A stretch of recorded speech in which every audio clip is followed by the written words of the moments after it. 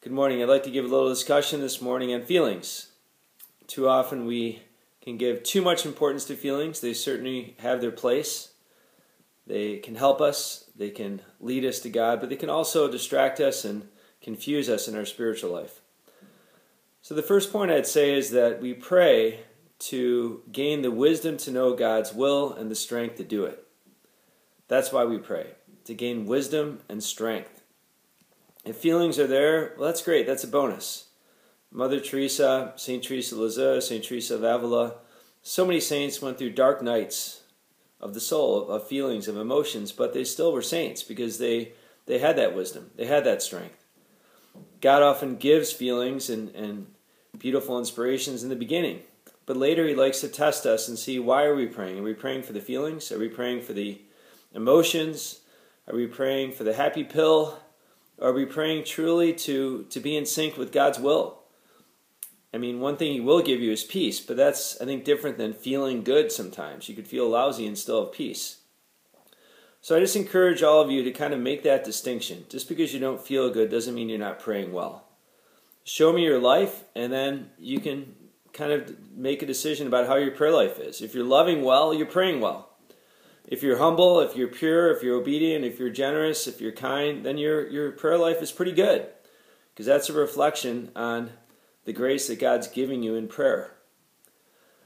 Second point I'd say in terms of feelings is be really careful when you're discerning what to do, when you're tempted.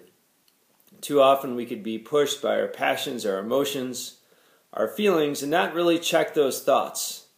As St. Paul said, we need to captivate our thoughts and put them in obedience to Christ. Challenge our thoughts.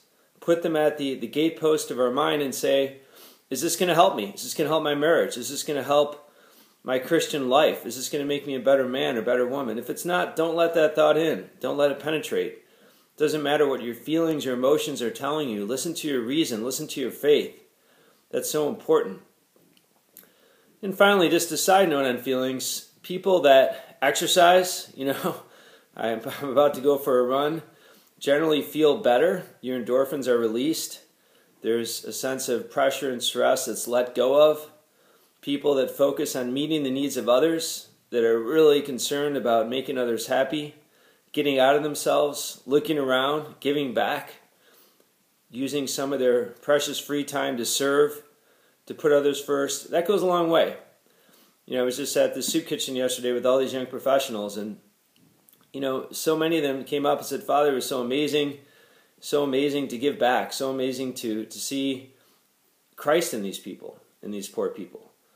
And we can all get buried in our problems and our physical ailments, our stresses, all the pressures we face, but I think focusing more on serving Christ and others takes a lot of that away, and you actually do feel better.